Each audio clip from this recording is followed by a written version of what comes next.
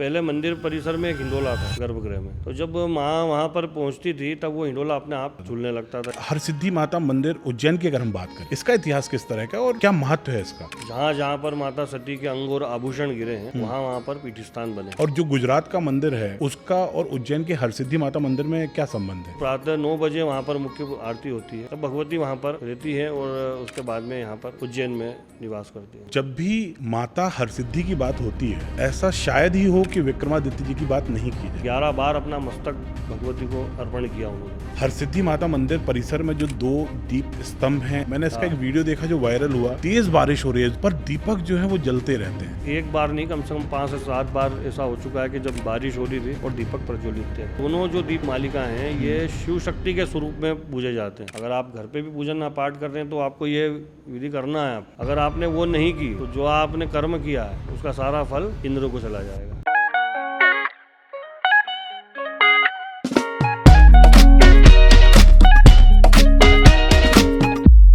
जय माता दी। अगर कोई बच्चा आग की लपटों से भरे हवन कुंड में से जीवित बाहर निकल आए तो ये कोई साधारण घटना नहीं है।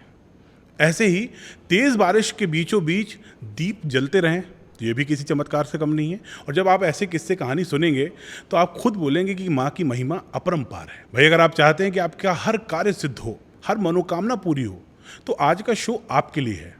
पर ये कैसे होगा ये जानने आपको आज के शो में मिलेगा। फेस्टिवल्स का टाइम चल रहा है भारत में।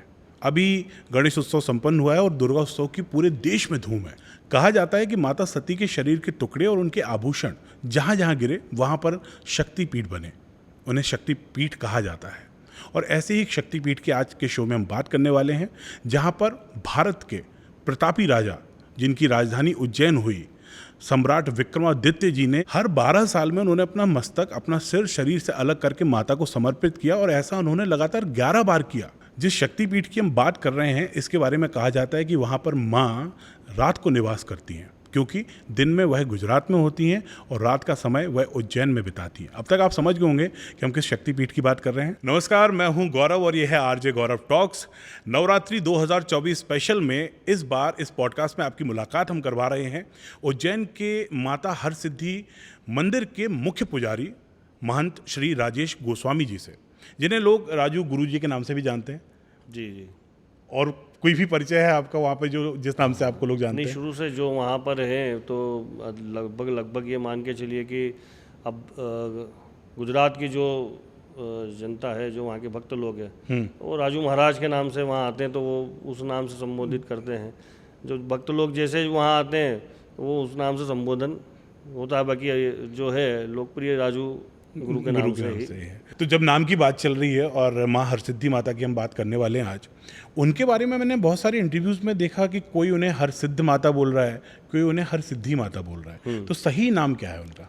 नहीं, माँ का सही नाम हरसिद्धि है, हरसिद्धि माता।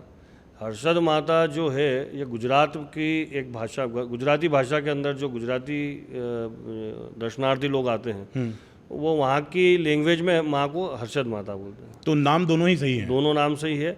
वहाँ पर जो गांव है जहाँ भगवती का निवास है, मंदिर है, वहाँ उस गांव का नाम भी हर्षद है। हरसिद्ध या हर्षद गांव का नाम हर्षद है। हर्षद, वो हर्षद नाम से इसीलिए वहाँ थे तो वो बोलते हैं कहाँ जा रहे हैं, हर्षद माता के मंदिर। अच्छा, तो वहाँ से वो हरसिद्ध हो गया। हाँ, वो हर्षद माता। और उज्जैन या आसपास के जो क्षेत्र यहाँ हमारे यहाँ पर जो भी है वो सब हरसिद्धि माता के नाम से ही जाना जाता है। और जब ये नाम की हम बात करते हैं तो बहुत सारे लोगों का ये सवाल भी होगा कि माता हरसिद्धि का ये जो नाम है वो नाम उन्हें मिला कैसे, उसके पीछे की क्या महिमा है?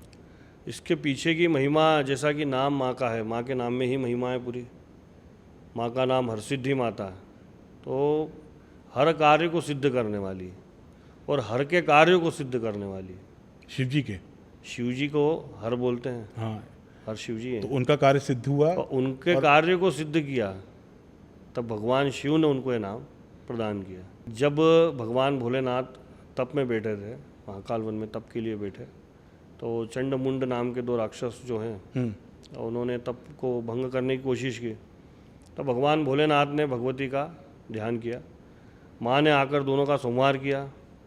तब उस समय प्रसन्न होकर भगवान भोलेनाथ ने माँ को ये वरदान दिया था और ये कहा था कि देवी आज आपने मेरा कार्य सिद्ध किया है और कालांतर में आप इसी वन में माँ हरसिद्धि के रूप में विराजित रहेगी। और जो भक्त आपके दर पे आएगा, यहाँ पर दरबार में आएगा, पूजन करेगा आपका, तो आपके दर्शन करता है, उसके हर कार्य, हर मनोरथ सिद्ध होंगे। तो यहाँ से आपको जानकारी मिल गई कि माँ का जो नाम है हरसिद्धि, वह नाम उन्हें मिला किससे। अच्छा गुरुजी, हरसिद्धि माता मंदिर उज्जैन की अगर हम बात करें, इसका इतिहास किस तरह का और क्या महत्व है इसका? इतिहास जो है भगवती का दरबार जो हमारा यहाँ है, ये प्रमुख जो शक्तिपीठ है, जहाँ जहाँ पर माता सती के अंग और आभूषण गिरे हैं, वहाँ वहाँ पर पीठस्थान बने हैं। यहाँ पर भगवती की जो कोहनी विराजमान है, यहाँ कोहनी गिरी थी, तो यहाँ पर पीठस्थान है। बीच में जो है माँ हरसिद्धि देवी विराजमान है, उनके पीछे माता अन्नपूर्णा देवी विराजमान है, और नीचे महाकालिका देवी मंगल चंडी माँ वहाँ पर विराजमान है। और इतिहास जो है ये अपने को शक्तिपीठ का शक्ति अंक के अंदर और अवंतिका स्कंद पुराण, इसमें प्रमुख रूप से स्पष्ट मिलता है कि महाकाल वन रुद्र सागर के तट पर भगवती माता सती की कोहनी विराजमान है, यहाँ गिरी थी, और शक्तिपीठ यहाँ पर विराजमान। ओके। और जो गुजरात का मंदिर है हरसिद्ध, उसका और उज्जैन के हरसिद्धि माता मंदिर में क्या संबंध है? गुजरात में पोरबंदर के पास में हरसिद्धि माता विराजित हैं, और ऐसा मतलब मान्यता है कि सुबह के समय प्रातः भगवती वहाँ पर भक्त लोग हैं, वैसे बोलते हैं कि वहाँ पे विराजित हैं, और फिर संध्या काल में यहाँ पे, लेकिन जो प्रातः 9 बजे वहाँ पर मुख्य आरती होती है, तब भगवती वहाँ पर रहती है, और उसके बाद में यहाँ पर उज्जैन में निवास करती है। तो ये बात तो मैंने सुनी हुई है कि दिन में गुजरात के पोरबंदर में निवास होता है माँ का, और फिर शाम को रात के समय में वो उज्जैन में होती, तो ये बात में सच्चाई है? हाँ, मतलब पहले वहाँ पर क्या, एक मंदिर के अंदर हिंडोला था, मतलब वहाँ की वैसे अपने यहाँ पर बोलते हैं झूला, वहाँ की जो भाषा है लोकल भाषा, उसमें हिंडोला बोलते हैं। तो पहले मंदिर परिसर में एक हिंडोला था गर्भगृह में, तो जब माँ वहाँ पर पहुँचती थी तब वो हिंडोला अपने आप झूलने लगता था, हिलता था।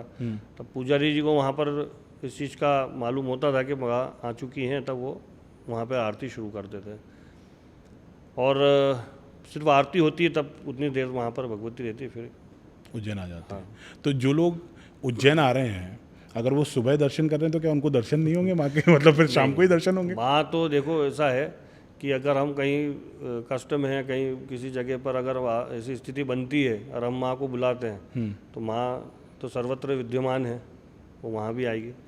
लेकिन चूंकि एक मान्यता है, किंवदंती है वहाँ की, और इसको देखा भी गया है, तो उसको भी हमको मान्यता को मानना पड़ेगा। 9 बजे की जो आरती है, मुख्य आरती, उस समय भगवती वहाँ, इसीलिए आज भी कोई भी व्यक्ति अगर वहाँ दर्शन करता, वो दर्शन यहाँ नहीं करेगा जब तक वो अपने दर्शनों को पूर्ण नहीं मानता। अच्छा, मतलब कि वहाँ भी दर्शन होंगे? हाँ, और यहाँ तब पूरा माना जाएगा? गुजरात की पब्लिक जितनी है वो वहाँ दर्शन तो करेगी, लेकिन वो जब तक यहाँ नहीं आएगा उसका मन संतुष्ट नहीं होगा। वो यही कहेगा कि बोले मैंने जब तक यहाँ नहीं करूँगा तब तक मेरा दर्शन पूर्ण नहीं है। अच्छा, तो गुजरात के लोग यहाँ पर जो आते हैं वो इसलिए आते हैं क्योंकि माँ का निवास दोनों स्थानों पे, दोनों स्थान पर प्रमुख रूप से यहाँ है। प्रमुख रूप से। और वो जो गुजरात का मंदिर है वो भी शक्तिपीठ है? नहीं, वहाँ पर भगवती कुछ क्षण के लिए, कुछ काल के लिए राजा विक्रमादित्य जैसा बताते हैं, क्योंकि इनके अनन्य भक्त थे और उनका शासन तो सर्वत्र था, तो वहाँ भी था, भगवती के अखंड सेवा करते थे, तो वो वहाँ पर लेके गए थे भगवती को। क्या अंतर होता है सिद्धपीठ में और शक्तिपीठ में? शक्तिपीठ जहाँ पर भगवती के अंग आभूषण गिरे हैं वो हैं, और सिद्धपीठ जो है, जो अष्टादश, ये शंकराचार्य जी के द्वारा स्थापित किए हुए। उन जो शंकराचार्य जी ने स्थापित किया उन्हें शक्तिपीठ, ये बाद में स्थापित हुए हैं।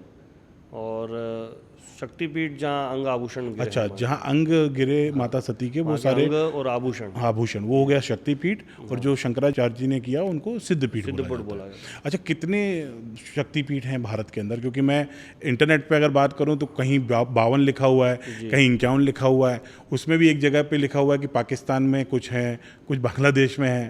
संख्या जो है 52-51, वो इसलिए थोड़ा सा उसमें भेद है कि बोला 52 ही जाता है, 52 शक्तिपीठ है, पर एक स्थान का पूर्ण रूप से वर्णन नहीं मिलता, गुप्त क्या कहा गया उसको, इसलिए 51, क्योंकि अगर हम दर्शन करने के लिए जाएंगे तो हमको 51 मिलेंगे। ओके, ये गुप्त है, और इसलिए वर्णन 52 का है, बाकी मिलते तो वो इसलिए वो 51 और 52 का थोड़ा सा भेद इसलिए हो गया। एक जगह पे लिखा हुआ है कि 88 है नहीं, शक्तिपीठ। 88 नहीं है, 52 शक्तिपीठ है, जो कि प्रत्यक्ष रूप से अब जो दर्शन के लिए हम अगर जा सकते हैं तो 51।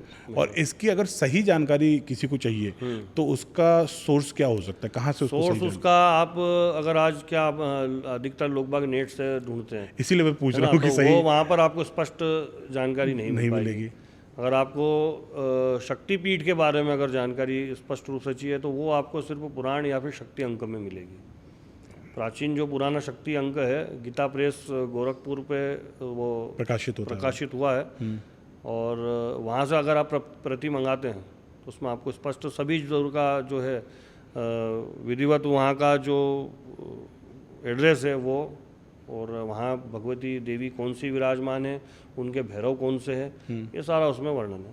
और पीठ स्थान जो है, आपने जैसा पूछा कि भारत में कितने, तो भारत में, भारत के अलावा बलूचिस्तान में है माता हिंगलाज देवी, और बांग्लादेश में है जी, श्रीलंका में है, क्योंकि ये विभाजन तो ये सब बाद में हुआ है। तो जब भी माता हरसिद्धि की बात होती है, ऐसा शायद ही हो कि विक्रमादित्य जी की बात नहीं की जाए। क्या संबंध है दोनों में? सम्राट विक्रमादित्य जी जो हैं, ये तो एक अपने आप में विलक्षण विभूति थे, ये देवतुल्य ही थे, और माता के अनन्य भक्त थे।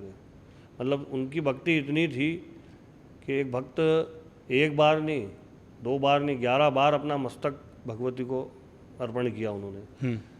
और माँ का इष्ट उनको था, इनके उपासक थे माँ के। तो गुजरात में वो जो मंदिर था जहाँ पे वो पूजा करते थे, सम्राट विक्रमादित्य जी ही पूजा कर रहे थे वहाँ? जी, और वही उनको फिर लेकर उज्जैन आए। जी जी। अच्छा, ऐसी कोई कहानी या कोई जानकारी उपलब्ध है क्या जहाँ पर ये बताया गया हो कि सम्राट विक्रमादित्य जी की उपलब्धियों में माँ का क्या सहयोग था, या उनको कोई सिद्धि उन्हें दी हुई थी, ऐसा कोई वर्णन? माँ के मतलब राजा विक्रमादित्य के और माँ के जो बातें अगर हम करें, या उनके भाई आशीर्वाद या सिद्धियों की या तप की साधना की, तो शायद समय कम पड़ेगा। बाकी जो इतिहासकार हैं ये अपनी पुस्तकों में इसका वर्णन कर चुके हैं। राजा विक्रमादित्य जी को माता ने 1.25 मन सोना, ये तो चलो जो दूसरी आशीर्वाद वगैरह उसमें बहुत सारी चीज़ें, 1.25 मन सोना प्रतिदिन माँ उनको देती थी। 1.25 मन सोना रोज माता विक्रमादित्य जी को देती थी? बिल्कुल। और उज्जैन नगरी का जो अवंतिका नगरी है, अवंतिका कहते हैं, इस उज्जैन नगरी का एक नाम कनक श्रृंगा भी था। कनक श्रृंगा? कनक श्रृंगा क्या मतलब हुआ इसका? कनक मतलब कि स्वर्ण, स्वर्ण, हाँ, सोना। और श्रृंगा मतलब कि उससे श्रृंगारित, उससे सजी हुई। तो सोने से सजी हुई नगरी? जी, सोने से पूरी नगरी सजी हुई थी। कनक, तभी नाम उसका कनक श्रृंगा। कनक श्रृंगा हो गया। और इसका कहाँ पे इसका वर्णन है? इसका पूरा मतलब हर अवंतिका का, कनक श्रृंगा का, और भी बहुत सारे नाम ऐसे रहे हैं उसमें, वो सब आपको स्कंदपति अवंतिका इसमें मिलेगा आपको सारा। सबसे बड़ा जो आशीर्वाद माँ ने दिया था, चक्रवर्ती सम्राट हुए थे राजा विक्रमादित्य माँ के आशीर्वाद से। 9 रत्न माँ ने उनको दिए थे, जो कि एक एक रत्न, 9 रत्न जिनको बोलते हैं, जिसमें कालिदास जी हैं, वराहमिहिर है, क्षपणक है, बैताल भट्ट हैं, तो ये, हाँ, ये सब अपने आप में ही बहुत हाई पावर, मतलब जिनके अंदर विलक्षण खुद स्वयं में इतनी सिद्धियाँ थी, वो रत्न इनके दरबार में सुशोभित थे। तो राजा विक्रमादित्य के स्वयं के अंदर फिर कितनी सिद्धियाँ होगी। अच्छा, तो जैसा आपने बताया कि उनके माता के आशीर्वाद से ही सम्राट, चक्रवर्ती सम्राट बने। बहुत सारे लोग अभी भी होंगे शायद जो नहीं जानते हैं कि चक्रवर्ती सम्राट क्या होता है। जी, आप बताएंगे? चक्रवर्ती सम्राट जिसका कि एक छत्र राज हो। राजा विक्रमादित्य का जो शासन था पृथ्वी के ऊपर ही आप मान सकते हैं, क्योंकि जितने भी बड़े बड़े तीर्थ स्थल है, तीर्थ नगरियाँ हैं, ये सब उनके ही शासन काल में, उनके समय काल में ही वापस पुनर्निर्माण हुआ इनका। आप उनका कहीं भी चिन्ह आपको देखने, जो पुराने जितने भी तीर्थ धार्मिक स्थल है वहाँ पर आपको उनका पुराना कहीं ना कहीं चिन्ह आपको देखने को मिलेगा। इतिहास में अगर आप जाएंगे तो कहीं ना कहीं संबंध राजा विक्रमादित्य का बड़ी तीर्थ स्थल पे नगरी में आपको कहीं ना कहीं मिल ही जाएगा। तो ये तो बाद में सब उनके शासन में और उनके द्वारा वापस उनका पुनर्निर्माण या जीर्णोद्धार हुआ है। हाँ, स्थापित की है उन्होंने वापस से। तो चक्रवर्ती सम्राट होते हुए बहुत सारे लोग, मुझे लगता है कि शायद गलत समझ रहे हैं कि उन्हें लगता है कि वो उज्जैन के राजा थे। नहीं, उज्जैन उनकी राजधानी थी। उज्जैन को तो राजधानी बनाया था उन्होंने। शासन उनका पूरे विश्व पे चल रहा था और इसलिए उन्हें चक्रवर्ती सम्राट बोलते हैं। हाँ, या अगर एक राज्य पे शासन होगा आपका तो आप सम्राट कहलाओगे, आप राजा कहलाओगे। चक्रवर्ती का मतलब क्या है? जिसका एक छत्र राज हो। और आजकल हर कोई यही चाहता है जी, कि उसका एक छत्र राज हो जाए। इसीलिए तो जितने भी पद प्रतिष्ठा की कामना करते हैं वो भगवती के दरबार में आकर के अपना जो है पूजन अनुष्ठान संपन्न करते हैं, ताकि माँ उनके कार्य हाँ, को माँ सिद्ध के करे। आशीर्वाद के अभिलाषी रहते हैं, ताकि कि उनको भी उसी प्रकार से माँ का आशीर्वाद मिले आशीर्वाद और मिले, उनके जो कार्य हैं वो सिद्ध हो। अच्छा, आपने अभी बताया 11 बार सम्राट विक्रमादित्य जी ने अपना जो मस्तक है, वो शीश जो है उसको काटकर माता को चढ़ाया। 12वीं बार जब चढ़ाया तो वो माता ने स्वीकार नहीं किया। उसके पीछे की क्या कहानी है? नहीं, 11 हर 12 साल में एक बार जो है राजा विक्रमादित्य माँ को अर्पण करते थे चरणों में। 12वीं बार ये कहीं युद्ध में थे, और ऐसा भी है क्योंकि उस समय राजा विक्रमादित्य की अपनी आयु जो है वो पूर्ण कर चुके थे। और 12वीं बार जो वो युद्ध में होने के कारण उन्होंने वेताल भट्ट को अपना मस्तक दिया, जो प्रेत योनि में जी। थे। उन्होंने कहा कि भाई तुम जो वायु मार्ग से जाओगे, तुम थोड़ा, मैं यहाँ पे युद्ध में हूँ और माँ को मेरा समय हो चुका है शीश अर्पण करने का, कि आप ये लेके जाइए और माँ को अर्पण करिए। अब चूँकि बेताल भट्ट तो प्रेत है वो, उन्होंने अपने स्वभाव अनुसार जब वो शीश में से रक्त की बूंदें नीचे गिर रही थी, वो रक्त की जो बूंदें थी, वो जो रक्त है उन्होंने उसका पान किया, तो उसको पी लिया जी। और उसके बाद में फिर भगवती ने उस मस्तक को स्वीकार नहीं किया। फिर वो सम्राट जो थे उनका कार्यकाल पूर्ण हुआ, उनकी आयु पूर्ण हुई, और ऐसा है कि सशरीर भगवती के पास विराजित हुए वो। कहते हैं कि विक्रमादित्य जी जो थे उनकी ही कुलदेवी माँ हरसिद्धि थी। तो कुलदेवी होने का अर्थ क्या है, उसका महत्व क्या है? और जिनको नहीं पता है कि उनकी कुलदेवी कौन है, तो वो कैसे पता कर सकते हैं? नहीं, कुलदेवी का वैसे क्या है, लगभग तो जितने पुराने जो संयुक्त परिवार हैं उनमें घर के जो बुजुर्ग होते हैं, बड़े होते हैं, उन लोगों को सभी को मालूम होता है। लेकिन आजकल की जो एक जीवन शैली है, महानगरों में जो परिवार अपने परिवार से दूर रहते हैं, न्यूक्लियर फैमिली का जो चलन चला है, माता पिता और एक बच्चा, 2 बच्चे, तो उन लोगों को क्या है, इन चीज़ों का ज्ञान होता नहीं है, जानकारी नहीं रहती। अब ऐसी स्थिति में क्या होता है कि जो अपना नित्य, लोगों को तो वैसे पूजन पाठ का समय नहीं मिलता, लेकिन कुल देवी जो है, कुल की देवी हैं, कुल के भैरव हैं, इनका पूजन जो एक साल में एक बार तो कम से कम नवरात्रि के समय पर होता है, हर घर में होता है, लगभग जितने भी पुराने घर है, तो वो करना चाहिए। अब सवाल ये है कि कितने लोगों को कुल देवी का मतलब पता नहीं है, जानकारी नहीं हमारी कुल देवी। तो जो आप ये देखिए कि हर समाज के एक, जिनको कहते हैं भाट बोलते हैं, उनके पास एक पोथी होती है जिसमें आपके वंशावली और सभी की पूरी जानकारी उसके अंदर लिखी होती है, या आपके जो कुल के गुरु हों उनके पास में वो पूरी सारी जानकारी मिलेगी। वो उसमें स्पष्ट रहेगा कि आपकी कुल देवी कौन है, उनका निवास कहाँ है, उनका मंदिर कहाँ पर है, उनके पूजन आपको किस तिथि पे करना है, वो सारी जानकारी वो आपको बताएंगे। अब वो भी नहीं है आपके, भाई कहीं ऐसी समस्या है कि वो भी जानकारी हमें नहीं प्राप्त हो पा रही है, और नहीं मिल रहे हैं कि भाट कहाँ है या कुलगुरु, वो उनका भी आपको जानकारी नहीं है। तो फिर एक सुपारी लीजिए, उस सुपारी को आप घर में अपनी स्थापना कीजिए, भगवती कुलदेवी का स्मरण करें, और उसके बाद में फिर उनका पूजन आप उनके निमित्त करें, सुपारी को ध्यान सामने स्थापित करके। तो वो आप फिर उस पर ये है कि उनकी कुछ ना कहीं आपको कृपा आशीर्वाद उनका मिलेगा। और ये तब किया जाना चाहिए जब आपको जानकारी नहीं है कि आपकी नहीं है। बाकी इसमें ये पहली बात स्पष्ट ये करता हूँ कि जो आपके कुल गुरु हैं उनको पूरी जानकारी होगी। आपके जो भाट होंगे उनके पास में पोथी होती है, प्राचीन समय से चली आ रही है, और उसके अंदर देवी का, भैरव जी का, इनका सबका वर्णन रहता है।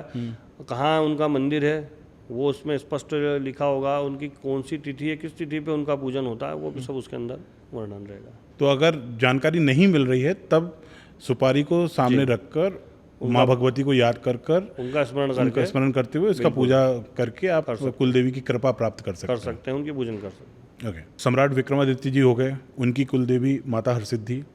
बहुत सारे समाज हैं जो माँ को अपना कुलदेवी मानते हैं और इसके साथ में मैंने सुना है श्री कृष्ण भगवान जो हैं उनकी भी कुलदेवी हरसिद्धि माता थी। हाँ, ऐसा वहाँ जो गुजरात से जितने दर्शनार्थी लोग आते हैं और विशेषकर द्वारका से, वो यही मतलब आकर के माँ को पूछते हैं कि भगवान हमारे द्वारकाधीश की, हमारे भगवान श्री कृष्ण की भी कुलदेवी माँ हरसिद्धि देवी है।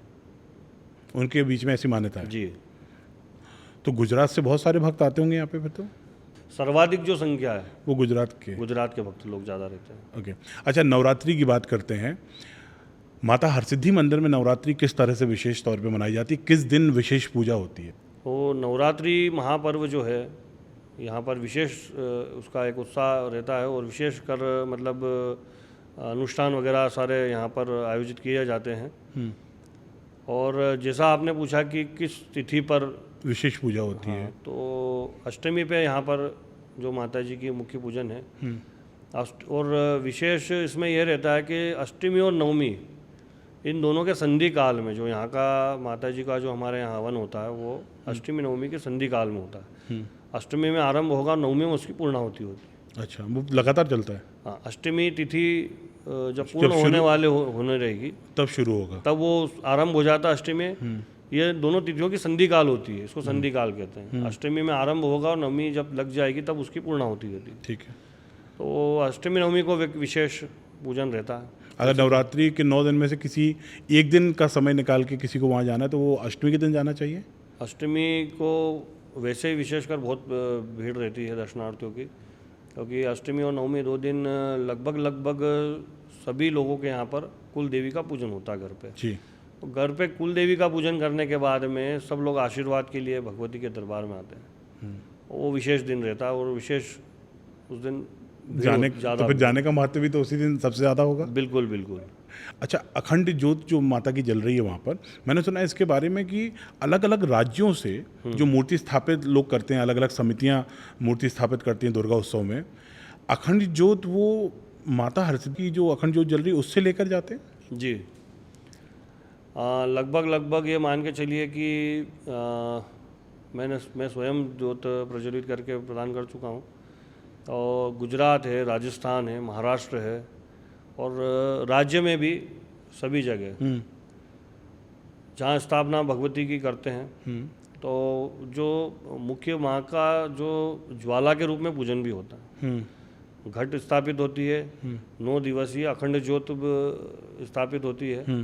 तो वो जो ज्योत प्रज्वलित करते हैं तो वो यहाँ से मंदिर में माँ की जो ज्योत जल रही है, इस ज्योत से यहाँ आकर के पहले ज्योति प्रज्वलित करवाते हैं, यहाँ पूजन करेंगे और पूजन करने के बाद में फिर वहाँ लेके जाएंगे और वो अपना जो पर्व है, उत्सव है, उसको प्रारंभ करते हैं, मनाते हैं। तो नवरात्रि तो विशेष तौर पे माँ का ही उत्सव है। ऐसे में किस तरह की पूजा की जाए कि माँ प्रसन्न हो, अपना आशीर्वाद, अपना आशीष हमें दें?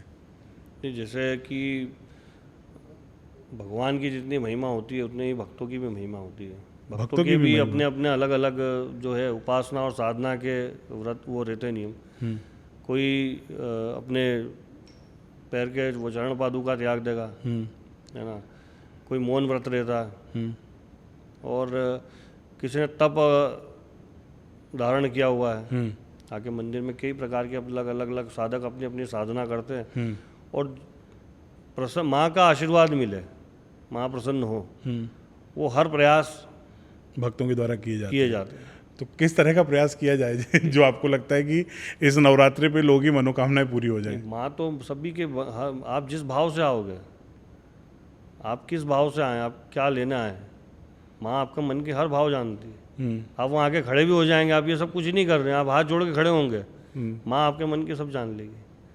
अब उनको क्या देना है, उनकी क्या कृपा होगी, ये उनके ऊपर है। तो हर वक्त यहाँ से खाली कोई नहीं जाएगा। तो अगर माता हरसिद्धि की बात करें तो उनका बीज मंत्र कौन सा है? माँ का बीज मंत्र है ओम ह्रीम हरसिद्धि देवी नमः। ये सबसे ताकतवर मंत्र होता है। बीज मंत्र माँ का। और इसका किस तरह से जाप करना चाहिए? जाप के लिए आप प्रातः स्नान आदि से निवृत्त होकर एक आसन बैठ के और नित्य एक ही समय पे जो आपने समय साधा उसी समय पे उसी समय को साध के फिर उसके बाद में अपने समय अनुसार अपनी क्षमता अनुसार कितनी आप माला कर सकते हैं, एक माला तो आप प्रतिदिन करें। और समय का विशेष ध्यान रखना है कि समय का विशेष ध्यान रखना। जिस समय पे एक बार आपने तय कर लिया उसी समय करना जिस समय पे आपने एक प्रथम दिन संकल्प किया है, आप बैठे हैं, तो फिर आपको वो समय का पालन करना पड़ेगा। और जैसे अगर वो नहीं कर पाए किसी दिन, तो क्या वो ऐसा होगा कि वो आप पूरी कोशिश शुरू से करनी है? नहीं, ऐसा नहीं है, लेकिन जहाँ तक आप तब भी संकल्प लें जब आप उस कार्य को करने पूर्ण की कर सकें, क्षमता या आपके पास में इतना है कि हाँ हम ये इसको किसी प्रकार की हमारे को बीच में कोई रुकावट नहीं आएगी, किसी कोई दिक्कत नहीं आएगी। इसीलिए कहते हैं कि भाई इतने दिन का, महीने भर का किसी ने संकल्प लिया है, 11 दिन का लिया है। तो बीज मंत्र की तो बात हमने की, हम दर्शन करने जा रहे हैं, हम मंदिर में जा रहे हैं, माँ हमारे सामने है, तो माँ को ध्यान में रखते हुए बीज मंत्र अगर जिन्हें पता है तो वो उसका जाप करते होंगे, जिन्हें नहीं पता है तो आपके अनुसार कोई ऐसा मंत्र और है क्या जो हम माँ के सामने जब हैं, जब उनके दर्शन कर रहे हैं, उसका जाप कर सकते हैं? जैसा मैंने आपको बताया कि जब हम माँ के सामने जाते हैं, अधिकतर ये होता है, मैं माँ मंदिर में रहता हूँ, मैंने देखा कि भक्त जब वहाँ आता है वो सब कुछ भूल जाता है। उसको कई बार ये भी उसको नहीं पता है कि मैं क्या बोलना आया था, मैं क्या मांगना आया था।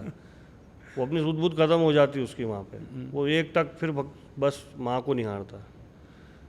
अब आप उस स्थिति में हैं तो आपको कुछ बोलने की ज़रूरत नहीं है, ये भाव काम कर रहा है आपका। वो फिर वहाँ उनको क्या देना है वो दे देंगे आप। आपको मांगने की आवश्यकता बिल्कुल भी नहीं पड़ेगी। हम हरसिद्धि माता के दर्शन करने गए हैं, तो कौन से एक मंत्र का जाप हमें करना चाहिए? सभी लोगों को लगभग याद रहता है और आसान है। तो आप भगवती के सामने हाथ जोड़ करके सर्व मंगल मांगल्ये शिवे सर्वार्थ साधिके शरण्ये त्र्यंबके गौरी नारायणी नमोस्तुते। तो हम इससे भगवती की आराधना करते हैं कि सभी का मंगल हो, हम सबके लिए मंगल कामना करते हैं। जब हम सबके लिए मंगल कामना करते हैं, हमारा मंगल वैसे ही हो जाता है। जो लोग माँ की साधना करते हैं और माँ के उपासक हैं, तो फिर वो दुर्गा सप्तशती, दुर्गा जी का पाठ करते हैं। इसमें दुर्गा जी में 700 मंत्र है। 700 मंत्र? 700 मंत्र है। और जब हम भगवती को दुर्गा जी का पाठ सुनाते हैं, जब हम वहाँ भगवती के चरणों में बैठ के दुर्गा जी का पाठ करते हैं, चाहे वो घर पे करें चाहे मंदिर में करें, उसका प्रभाव ये है कि उसमें दुर्गा जी में मंत्र है यम यम चिंतयते कामम तम तम प्राप्नोति निश्चितम। जो आप चिंतन करेंगे, जो आपकी कामना है, उनको प्राप्त होने में किसी प्रकार का कोई संशय नहीं है। श्रद्धापूर्वक जब हम पाठ करते हैं ये भगवती के चरणों में बैठ के, तो जिस कामना से हमने पाठ किया है, भगवती को सुना है, उस कामना को पूर्ण होने में किसी प्रकार का कोई संशय नहीं है। आपका इसमें उच्चारण शुद्ध होना चाहिए, सबसे बड़ी चीज़ ये है। इसमें मात्राओं का, अक्षर का बहुत विशेषकर ध्यान रखना पड़ता है। इसीलिए नवरात्रि में विशेषकर लोग इसका जाप जो है, हाँ, जो नहीं कर पाते हैं तो विद्वान योग्य पंडितों के द्वारा फिर भगवती के दरबार में अपने समय क्षमता अनुसार कोई नवचंडी करवाता है, कोई सच्चंडी करवाता है, कोई एक ही पाठ करवाता है संपुटित। तो फिर उसका प्रभाव और कोई जिस प्रयोजन से, जिसको जिस चीज़ की कोई समस्या है, कोई किसी प्रकार की बाधा है, और उसका मंत्र का संपुट लगवा के फिर वो कार्य भगवती के यहाँ पे पूर्ण होता है, वो पूर्ण ये पाठ करवाने से। बदलते दौर की अगर हम बात करें तो पूजा भी आजकल सिलेक्टिव हो गई है बहुत, उसके अपने अपने तरीके से लोगों की पूजा करने का तरीका है, और इसमें अपन कुछ ज़्यादा बोल भी नहीं सकते किसी को। लेकिन मैं एक सवाल ये पूछना चाह रहा हूँ कि आपकी जानकारी में ऐसी कोई चीज़ आपने नोटिस करी हो जो अक्सर लोग गलती करते हैं, जो पूजा करते समय, भगवान को याद करते समय हमें नहीं करनी चाहिए? गलती क्या है, लगभग ऐसा देखने में आता है कि आसन को लोग बाग आसन पे बैठ करके पूजन नहीं करेंगे। आसन का बड़ा महत्व है। अगर आप दर्शन कर रहे हैं तो ठीक है, उसमें कोई इतना आवश्यकता नहीं है उसकी। लेकिन अगर आप पूजन करने बैठे हैं, आप हवन करने बैठे हैं, पाठ करने बैठे हैं, तब तो आपको आसन के ऊपर ही बैठना पड़ेगा। मैंने देखा है, मैंने भी बहुत सारे लोगों को देखा है, वो मंदिर परिसर में भी अगर वो पूजन कर रहे हैं, हवन कर रहे हैं, तो वो साइड में बैठ जाते हैं ज़मीन पे। तो नहीं बैठना चाहिए, नहीं बैठना चाहिए। और आसन जो है कुशा का हो, ऊनी हो, तो ये आसनों का महत्व है, और इस पे बैठकर ही आपको जो भी अनुष्ठान है, जो पूजन है, पाठ है, इनको संपन्न करना चाहिए। आप इसका महत्व बता सकते हैं कि क्यों हमें ऐसा नहीं करना चाहिए, कि आसन के बिना पूजा क्यों नहीं करनी चाहिए? आसन के बिना, क्योंकि जो आप कर्म कर रहे हैं उस कर्म का फल आपको नहीं मिलेगा। आसन पे पूजन करने के बाद जब आपका पूजन पूर्ण हो चुका है, तो जो हमारे जो कर्म करवाते हैं, पंडित जी को आपने देखा होगा, वो कहेंगे आपसे, आपके आसन के यहाँ पर जल रखिए, उसमें जल डाल के आसन के नीचे उस जल को नेत्र पर, मस्तक पे लगाइए। अगर आप घर पे भी पूजन पाठ कर रहे हैं तो आपको ये विधि करना है, आपको करवाई जाती है। मैं अगर आपने वो नहीं की तो जो आपने कर्म किया है उसका सारा फल इंद्र को चला जाएगा। अच्छा, मैं सोचता था ये सुनी सुनाई बातें हैं, नहीं, ऐसा है कि आप आसन मतलब ये जो पूरी विधि है इस तरीके से नहीं कर रहे हैं तो आपका फल आपको मिलेगा ही नहीं। जितना कर्म आपने किया है वो सारा कर्म का फल इंद्र को चला जाएगा। अच्छा जी, इसलिए आसन। अच्छा, ये भोजन में भी ऐसा ही है क्या? क्योंकि भोजन का बिना भोग लगाए, बिना आसन के जब हम खाते हैं तो ये भी करना सही नहीं है? हाँ, आसन नहीं, आसन पे बैठकर ही भोजन करना चाहिए। भोजन का महत्व तो जो है वो आसन के ऊपर हम बैठेंगे और भगवान को जब भोग अर्पण करेंगे, भोग लगाएंगे, और उनका स्मरण करते ही जब हम वो खाएंगे, तो इसमें क्या भाई, भोजन आदमी सिर्फ ये नहीं कि भूख को शांत करने के लिए भोजन करेगा। भोजन आपको तृप्त करता है, आपके शरीर को पुष्ट करता है। आपके शरीर के अंदर अगर आप उस भगवान का स्मरण करते हुए भोजन करते हैं तो कितनी प्रकार के रोग आपके कट जाते हैं। ये वास्तविक चीज़ है। आप इसको अपने व्यक्तिगत जीवन में पहले आप खुद करके देखें। मुश्किल से ज़्यादा दिन या 15 दिन ऐसा करिए, शांत होके एक कमरे में शांति से बैठें, जहाँ कहीं कुछ किसी प्रकार का कोई टेलीविज़न नहीं हो, मोबाइल नहीं हो, या कोई आपसे बात करने वाला नहीं हो। हाँ, भजन अगर बज रहे हैं तो ठीक है भगवान के। मैं आपकी बातें सुनते सुनते यही सोच रहा हूँ कि आजकल तो एक हाथ में मोबाइल होता है और दूसरे हाथ से हम भोजन कर रहे तो होते हैं। उसके कई प्रकार के फिर जो हमारे को दुष्परिणाम है वो देखने को मिलते हैं। अच्छा, तो मेरी भी आपसे यही विनती है, आग्रह है कि अगली बार आप जब भी पूजा करने बैठ रहे हैं, जाप करने बैठ रहे हैं, आप देखेंगे मंदिर परिसर में भी बहुत सारे आसन उपलब्ध होते हैं। आप अगली बार ज़मीन पे बैठ के पूजा पाठ ना करें, आसन लगाएं तभी पूजा पाठ करें, और ऐसे ही सेम भोजन के साथ करें। अच्छा गुरुजी, बात करते हैं हम हरसिद्धि माता मंदिर की आरतियों की। तो दोनों मंदिर की अगर हम बात करें, जो मंदिर गुजरात में है और जो यहाँ पर है, दोनों की आरतियों का समय क्या है और वो किस तरह से विशेष है? देखिए, मुख्य जो आरतियां हैं दोनों मंदिरों की, तो वहाँ तो प्रातः 9 बजे का समय है गुजरात का जी। और हमारे यहाँ पर जो है उज्जैन में, यहाँ प्रातः भी आरती होती है और संध्या में भी होती है। संध्या 7 बजे होती है, लेकिन ऋतु काल के हिसाब से समय में परिवर्तन होता है, क्योंकि सूर्यास्त और सूर्योदय का समय हर ऋतु में अलग अलग हो जाता है। जी बिल्कुल। तो उसी के अनुसार समय थोड़ा आगे पीछे कुछ होता है उसमें। और मुख्य रूप से तो दो आरतियाँ होती हैं माँ की, लेकिन वर्ष में सिर्फ नवरात्रि में, नवरात्रि के प्रथम दिन माता जी की 3 आरतियाँ होती है। प्रथम दिन उस दिन माँ की 3 आरतियाँ होती है। प्रातःकाल होगी पट खुलने के बाद में, फिर उसके बाद में माँ के घट स्थापित होते हैं। जी बिल्कुल। घट स्थापना होती है, उसी के बाद में नवरात्रि पर्व आरंभ होता है। और घट स्थापना के बाद में फिर आरती होती है, माँ की मुख्य आरती होती है, और उसके बाद में फिर संध्या आरती होती है। जब आप आरती करते हैं, आप मुख्य पुजारी हैं वहाँ पे मंदिर में, आपको कभी दैविक शक्ति का एहसास हुआ है वहाँ पे आरती करते हुए? माँ के शक्ति का एहसास तो, मैं पुजारी हूँ, मैं ये कहूँगा कि जितने भी मंदिर में देव स्थल हैं, चाहे वो वहाँ के देवी के पुजारी हों, देवता के पुजारी हों, जब वो आरती उतारेंगे तो निश्चित ही उनको इस चीज़ का आभास होगा और उनको दर्शन भी होंगे। अगर वो उस भाव से भगवान की सेवा करते हैं, उस भाव से पूजन करते हैं, उस भाव से आरती करते हैं, सामने भगवान की मुख्य प्रतिमा है और उसके बाद में यहाँ पे जितनी भी दुनिया है या जितने दर्शनार्थी भक्त सब पीछे हैं आपके। आपका सीधा एकाकार है भगवान से, आप ही उनके सामने भी। और आरती के समय तो भगवान प्रत्यक्ष रूप से प्रतिमा में, आप सिर्फ उस भाव से देखिए, आपको दर्शन होंगे, प्रत्यक्ष होंगे, आपको भी होंगे।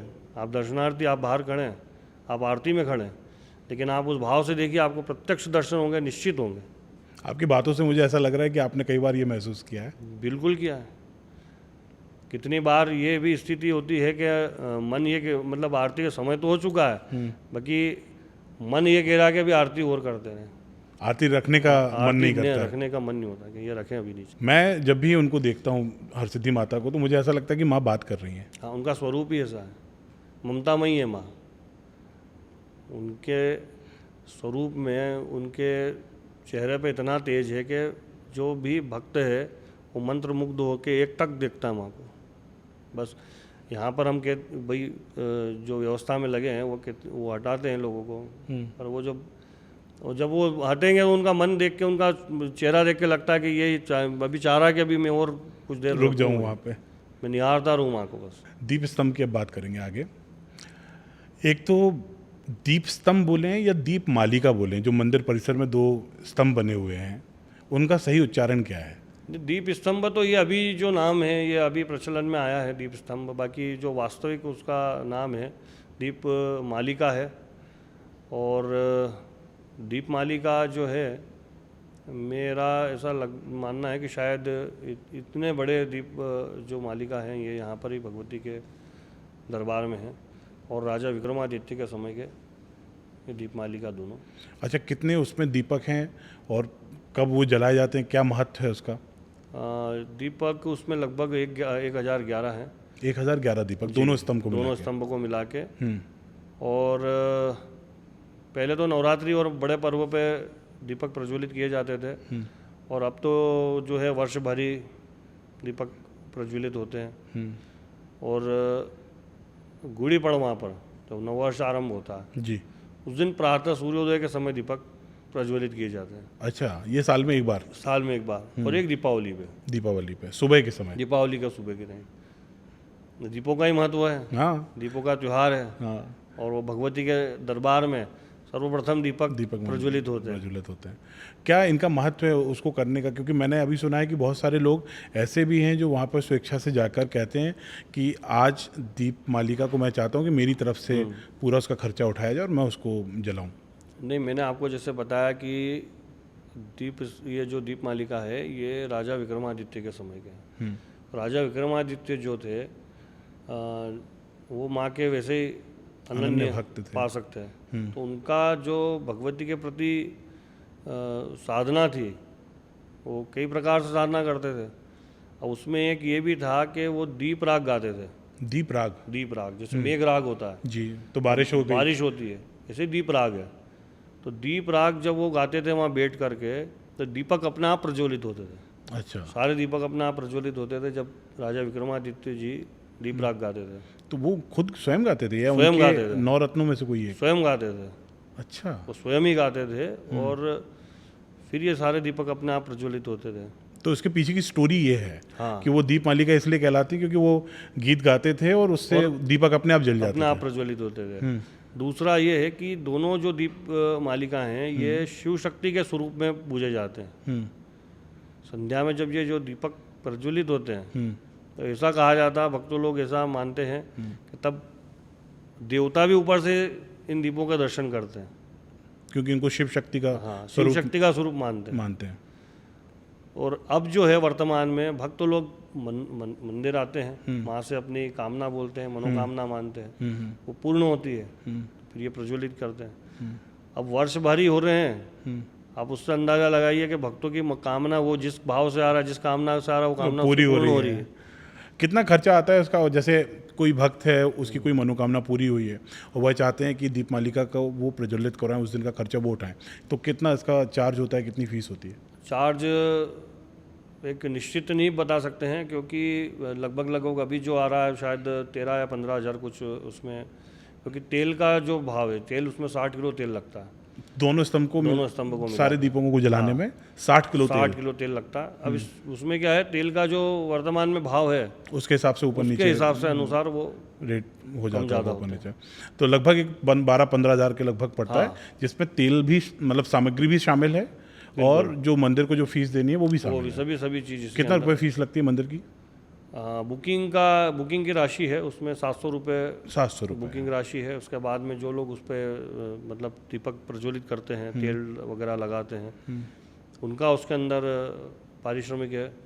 और बत्ती वगैरह उसमें आ जाती है, बाती लगती है, माँ का श्रृंगार वगैरह सारा उसमें आता है, और तेल वगैरह, ये सारी चीज़ें इसी में।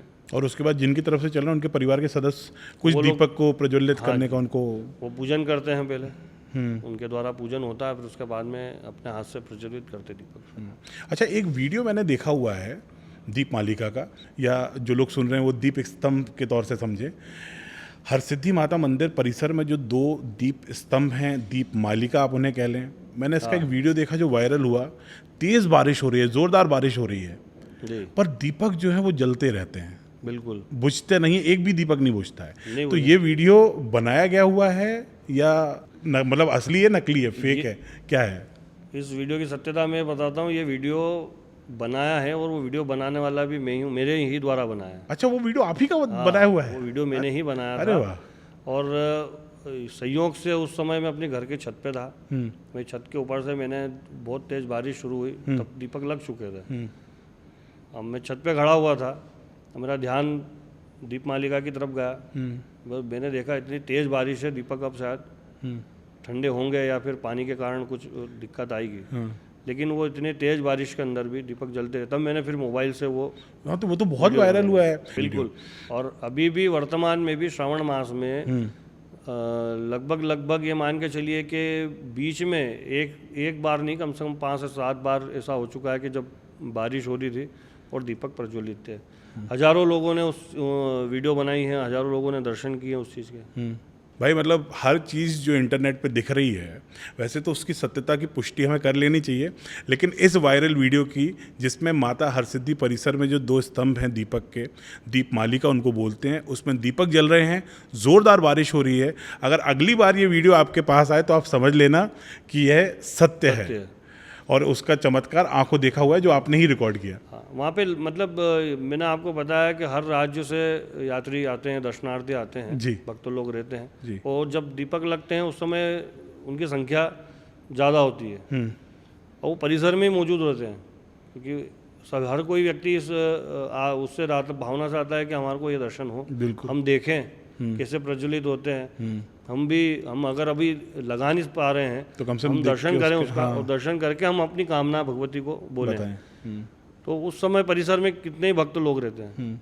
अब जब बारिश हो रही है वो सभी लोग उस चीज़ को रिकॉर्ड कर रहे हैं। तो कई जगह उपलब्ध होगा, कई जगह है। तो भाई सत्य वीडियो है। चमत्कारों की बात चल रही है, वायरल वीडियो की बात हो गई, वो भी पुष्टि हो गई उसकी कि वो सत्य वीडियो है।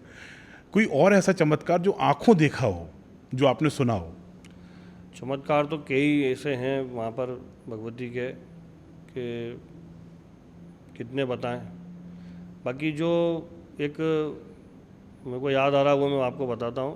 काफ़ी समय मतलब टाइम हो गया इस बात को। तब हवन कुंड मंदिर परिसर में जो है बड़ा था थोड़ा, ठीक है, और परिक्रमाएं भी तब इतनी चौड़ी वगैरह नहीं थी, काफ़ी पुरानी बात है।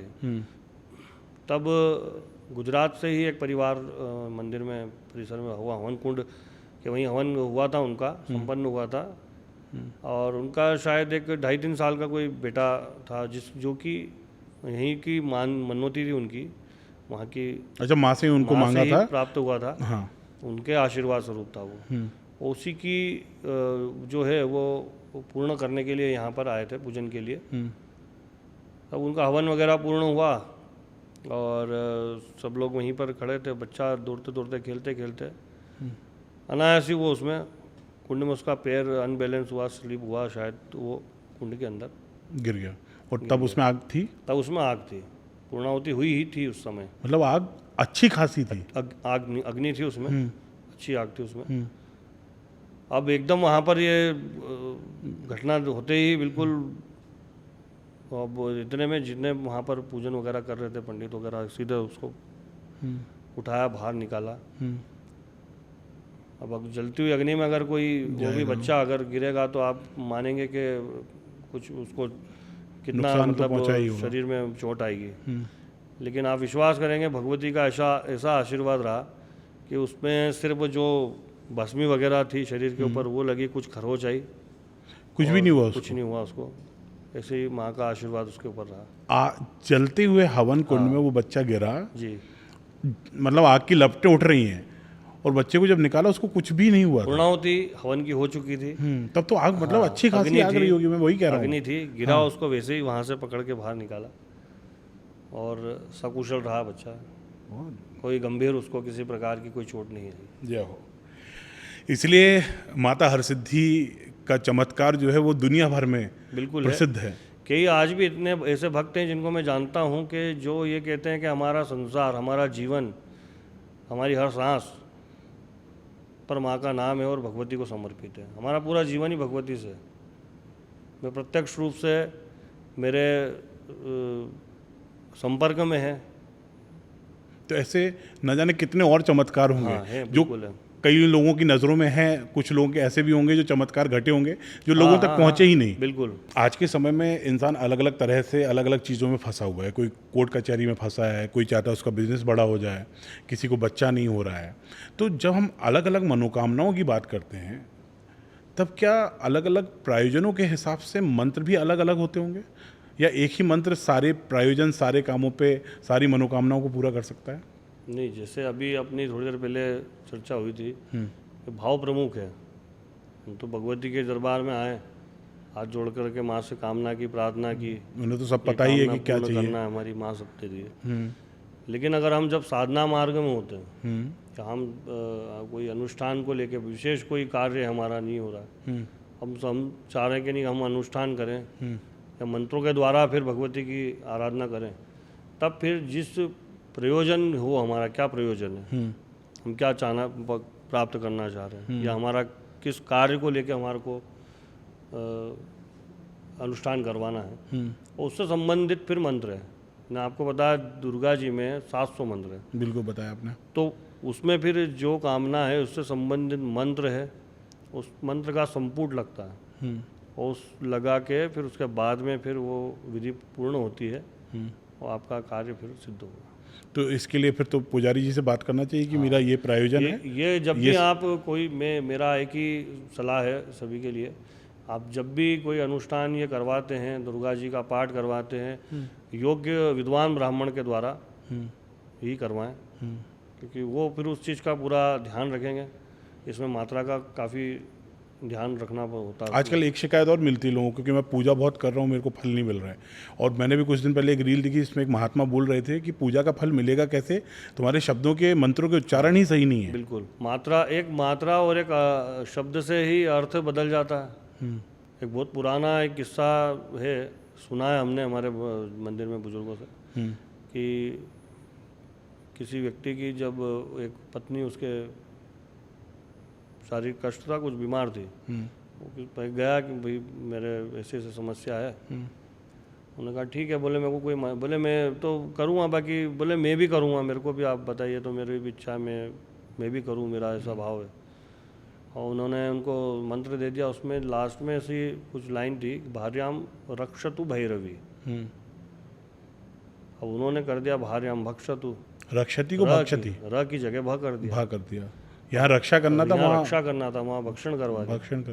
बस एक उसमें ही वो सारा अब अर्थ बदल गया, तो उसका तो हम बचाने गए थे और हमने समर्पित ही कर दिया, समर्पित कर दिया उसको। तो इसलिए शब्दों का उच्चारण जो होता है, मुझे लगता है होना कि चाहिए। हाँ, और उसमें ये भी है कि आप धीरे धीरे अभ्यास करें तो ऐसा नहीं कि हो नहीं सकता है, नहीं, अभ्यास से हो सकता है। अभ्यास से ही हर चीज़, अभ्यास से ही होती है। हम स्कूल जाते हैं तो क्लास में भी हम डायरेक्ट सीधा भाई हमारा वो परीक्षा नहीं हो जाती है। हाँ, पहले पढ़ाई करेंगे, अध्ययन होता है सीखेंगे, पहले। समझेंगे। हाँ। पहले अध्ययन करते हैं, उसके बाद ऐसे जब हम मंत्र सीखने जाते हैं तो हमारे गुरुजी वहाँ पर पूरा मंत्र, एक मंत्र को 12 बार रटवाएंगे, आवर्तन करवाएंगे, फिर वो देंगे अब घर जाके आवर्तन करो।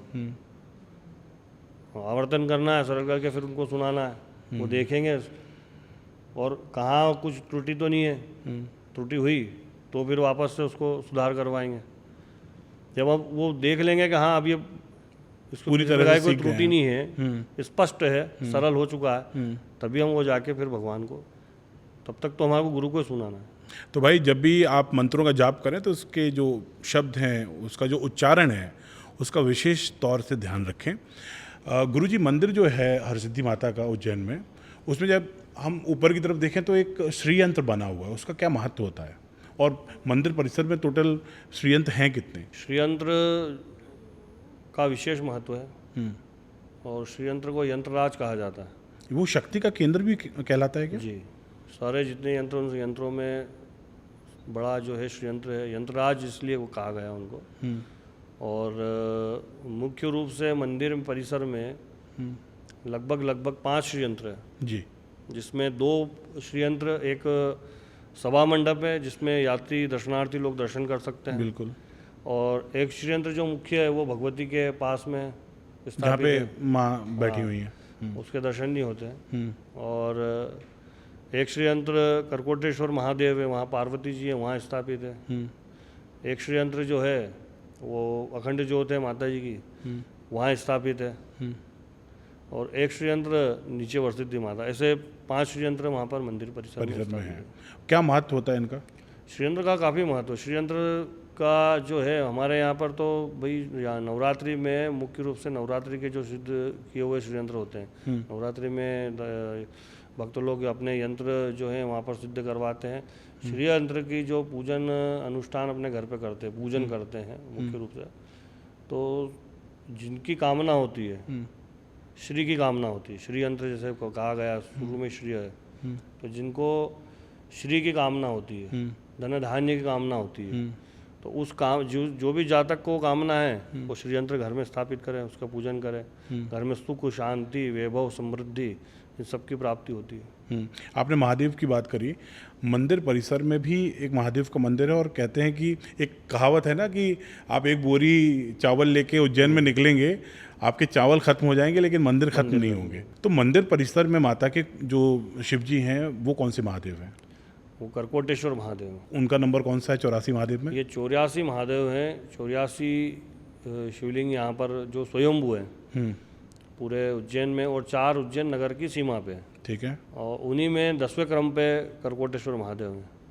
क्या महत्व उनको लेके, क्या कहानी है? उनका जो महत्व है, करकोटेश्वर महादेव जो हैं, राजा जन्मेजय ने नागदा यज्ञ किया था, जिसमें वो सारे सर्पों को उसमें नागदा यज्ञ में उसने भस्म करने का जो है उसका मन था, उसमें वो श्राप था उनका कि सभी उसमें भस्म हो जाए राजा जन्मेजय के यज्ञ में।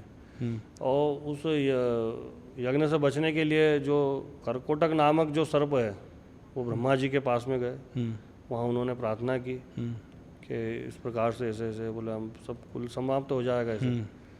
अब ब्रह्मा जी ने उनको बोला कि आप महाकाल वन में देवी भगवती का जो स्थान है उनके पास में शिव जी हैं, आप उनकी तपस्या करो जाके।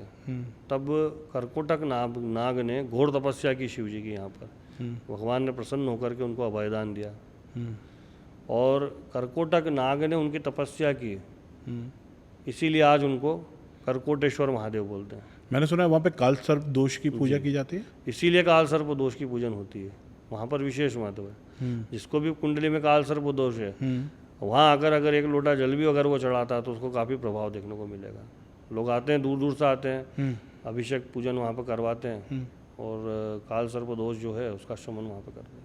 महादेव की बात चली, शिव शक्ति की बात जैसे ही चलती है, नवरात्रि जब शुरू होते हैं तो शुरू हो जाता है गरबे का दौर। जी। गरबा को लेके सही कहानी क्या है, क्यों गरबा किया जाता है? नहीं, गरबा का जहाँ तक मुझे जानकारी जो है, गरबा जो है गुजरात का एक यहीं से शुरू हुआ है, गुजरात से। और गरबा मुख्यतः एक कलश होता है, और उस कलश के अंदर ज्योत होती है, माँ के स्वरूप में ही उससे स्थापित करते हैं, और उसमें चारों ओर उसमें छेद होते हैं, उसको स्थापित करके, और फिर उसके बाद उसके आसपास जो नृत्य करते हैं उसी को गरबा कहते हैं। गरबा एक आराधना है, एक साधना है भगवती के प्रति, वो एक साधना है, एक आराधना है, उसमें रम जाना है, क्योंकि गरबे में वो रमना है बिल्कुल भगवती के प्रति। क्योंकि अब जो एक गरबे हो रहे हैं अभी, हाँ आज जो गरबे होते हैं तो वो उसका स्वरूप थोड़ा सा, तो मेरा एक निवेदन है जो आयोजक हैं या जो लोग गरबा करते हैं उनसे, कम से कम ये एक भगवती की आराधना है, तो आप भगवती की अगर आराधना कर रहे हो तो उसको उसी रूप में करें, उसका स्वरूप नहीं विकृत नहीं करें, नहीं बिगाड़ें, तो आपको भी आनंद आएगा और भगवती का आशीर्वाद भी प्राप्त होगा। अगली बार आप किसी गरबे में शामिल हो रहे हैं तो ज़रा एक बार देखिएगा कि हम सिर्फ गरबा कर रहे हैं या गरबा जिस लिए किया जाता है वो कर रहे हैं। आपने बहुत खूबसूरत तिलक लगाया हुआ है, सुंदर तिलक लगाया हुआ है। जब हम उज्जैन जाते हैं तो वहाँ पे भी अलग अलग तरह का तिलक लगाने के लिए लोग तैयार रहते हैं, वो लगाते हैं। जी। तो क्या हरसिद्धि माता की जो साधना कर रहे हैं उनका तिलक लगाने का तरीका अलग हो सकता है, या महादेव का जो तिलक होता है वो ऐसे 3 उंगलियों से लगाते हैं? कुछ लोग अलग तरह का तिलक लगाते हैं, 1 उंगली वाला, कुछ सीधा तिलक लगाते हैं। तो तिलक लगाने का सही तरीका क्या है? और एक सवाल मेरा ये है कि तिलक लगाने का महत्व क्या है? नहीं, तिलक अलग अलग कैसे लगता है, पहले तो ये चीज़ कि तिलक सब कोई त्रिपुंड लगा, जैसे आपने बताया कि 3 उंगली, हाँ, उसको 3 त्रिपुंड कहेंगे। क्या बोलेंगे? त्रिपुंड त्रिपुंड। है ना। अब त्रिपुंड जो शिव साधक होंगे, भगवान शिव के उपासक जो होंगे, वो त्रिपुंड लगाएंगे। ठीक है। और जो वैष्णव होंगे वो उनका खड़ा तिलक होगा, ठीक है, सीधा 3 डंडियाँ होंगी उसमें, वो शिव तिलक होगा, भगवान विष्णु के उपासक होंगे। अब देवी के जो उपासक होंगे वो अंगूठे से सीधा तिलक लगाते हैं, या फिर भगवती के बिंदी लगाएंगे, ये शाक्त जिसको बोलते हैं, शाक्त तिलक, वो देवी का ये तिलक लगाते हैं। तिलक लगाने से क्या है कि हमारा जो यहाँ पर आज्ञा चक्र है ये जागृत रहता है। शुरू से ही तिलक की बड़ी महिमा कही गई है। तिलक तो लगभग मैं ये कहता हूँ मतलब कि सनातनी को तिलक धारण करना ही चाहिए। मैं तो ये कहूँगा कि अगर आप ज़्यादा नहीं 2 से 3 महीना आप नित्य पूजन करिए।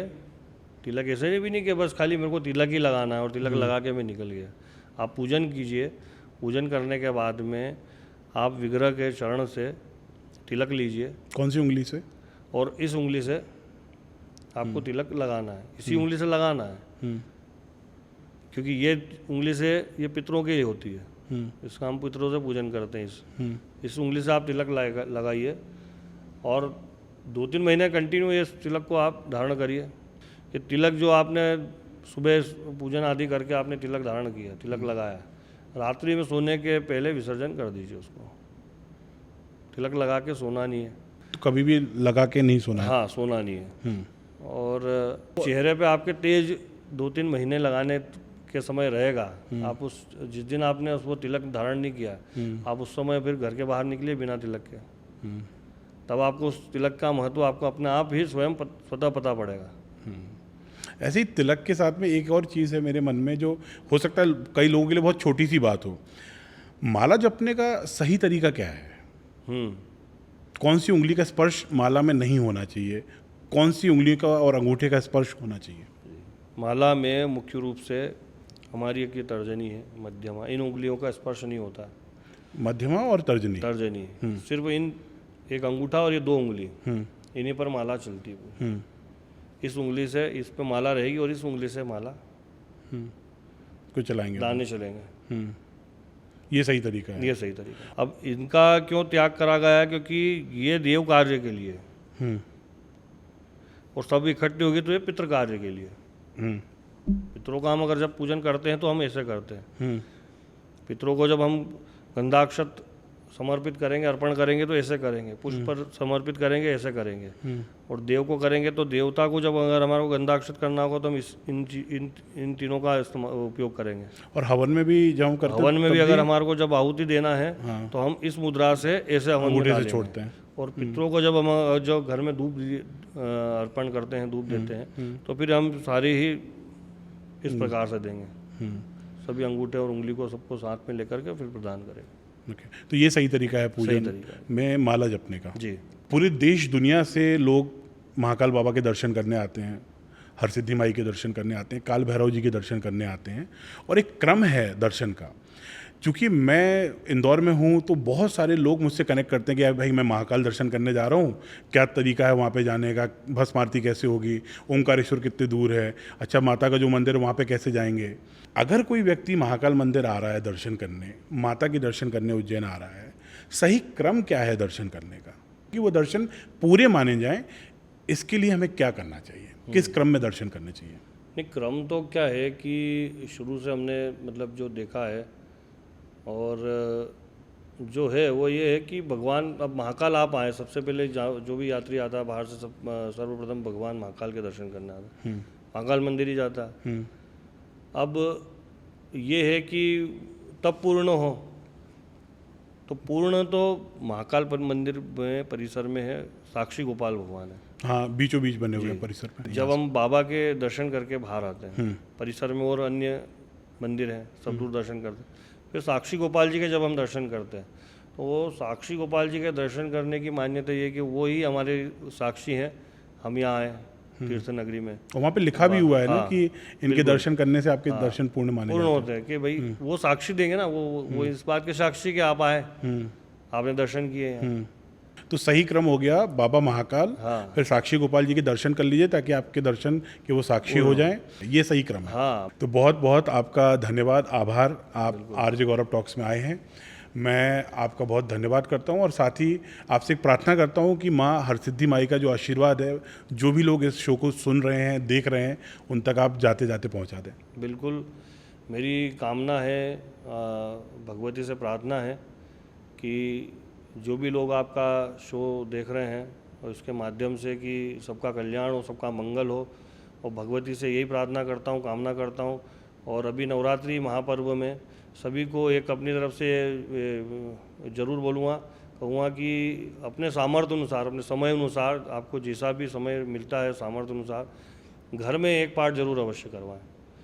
और नवरात्रि की पूर्णाहुति पे जब पूर्ण होती है नवरात्रि, तो कन्या पूजन, आप 9 कन्या बुलाएं, आपका सामर्थ्य है तो एक कन्या आप, बल्कि कन्या का पूजन जरूर करें। ये हमारी परंपरा, इस परंपरा को हम जीवित रखें और कन्या पूजन अवश्य करें सभी के लिए। बस ये निवेदन है, प्रार्थना है। तो गुरुजी जय माता दी बोलते हुए आपका धन्यवाद करता हूँ। जय माता दी। तो दोस्तों, भागती दौड़ती ज़िंदगी में हर कोई चाहता है कि उसकी मनोकामनाएं पूरी हों, उसके कार्य सिद्ध हों, और यह काम कर सकती हैं हमारी माता हरसिद्धि। तो आप इनकी प्रार्थना करें, उनकी उपासना करें, और ऐसा मेरी प्रार्थना है माँ से कि वह आपकी सभी मनोकामनाएं, आपके कार्यों को सिद्ध करें, आपको अपना आशीर्वाद दें, ताकि आपकी ज़िंदगी को, आपके इस जीवन को नए अर्थ मिलें, नए मायने मिलें। यह नवरात्रि आप सभी के जीवन में सुख संपत्ति लेकर आए, आप और आपका परिवार स्वस्थ रहे, ऐसी मेरी मनोकामनाएं हैं। आप सभी को नवरात्रि की बहुत बहुत शुभकामनाएं। उम्मीद करता हूं कि आपको आज के शो और इस पॉडकास्ट से नई जानकारी मिली होगी माता हरसिद्धि मंदिर जो कि उज्जैन में स्थित है, इसके बारे में। अगर ऐसा हुआ है और आपने शो का आनंद लिया है तो कमेंट सेक्शन में आप लिख सकते हैं जय माता दी। साथ ही हमारे जो सोशल मीडिया हैंडल्स हैं उनसे जुड़ सकते हैं और बता सकते हैं कि आप आगे आने वाले शोज़ में किन से मिलना चाहते हैं, किस मंदिर के बारे में जानना चाहते हैं, या कौन से गेस्ट हैं जिनकी जर्नी के बारे में आप जानना चाहते हैं। तो जुड़िए हमारे सोशल मीडिया हैंडल्स से और सुनते रहिए, देखते रहिए आरजे गौरव टॉक्स। गौरव का आपको नमस्कार। जय माता दी।